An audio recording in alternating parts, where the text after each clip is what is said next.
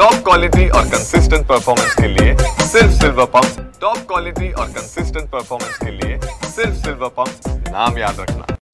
आज राज्याचे उपमुख्यमंत्री आणि बीड जिल्ह्याचे पालकमंत्री अजितदादा पवार बीडच्या दौऱ्यावरती आहेत। कालपासून त्यांचा दौरा सुरू झाला। या ठिकाणी जर पाहिलं आपण तर कंकालेश्वर मंदिर परिसराची त्यांनी सध्या पाहणी करतात आणि या ठिकाणी अनेक जे अधिकारी सुद्धा उपस्थित आहेत।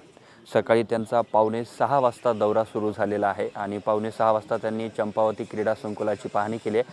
आता कंकालेश्वर मंदिर परिसराची या ठिकाणी पाहणी करून ते बीडच्या जिल्हाधिकारी कार्यालयाकडे जाणार आहेत आणि बीड जिल्ह्यातील विविध ठिकाणच्या विकास कामांची सुद्धा ते आज पाहणी करणार आहेत। याचबरोबर 2 ठिकाणच्या मेळाव्याला सुद्धा ते उपस्थिती लावणार आहेत। मात्र सध्या जर पाहिलं तर या ठिकाणी त्यांनी आता पाहणी केली असून अनेक अधिकाऱ्यांना काही सूचना देखील केलेल्या आहेत आणि ते आज 2 ठिकाणच्या मेळाव्याला देखील उपस्थित राहणार आहेत। यामधला वडवणीमधला अतिशय महत्त्वाचा मेळावा असणार आहे, कारण त्या ठिकाणी मंत्री पंकजा मुंडे यांचे अत्यंत जवळचे आणि 35 वर्ष सोबत राहिलेले बाबरी मुंडे हे अजित पवारांच्या राष्ट्रवादीत प्रवेश करत आहेत आणि विशेष म्हणजे आमदार धनंजय मुंडे यांना डावलून हा पक्ष प्रवेश होत असल्याची चर्चासुद्धा आहे।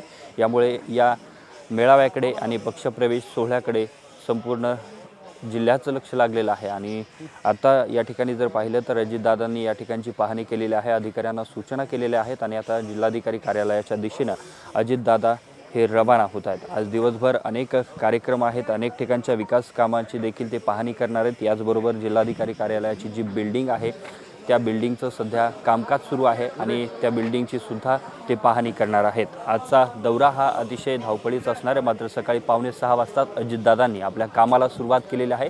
संपूर्ण यंत्रणा ही बीड जिल्ह्यातली सध्या अलर्टवरती असल्याचं देखील पाहायला मिळते। कॅमेरामन विनोद हुमनाबादकरसह मी अशोक काळकुटे, TV9 मराठी, बीड।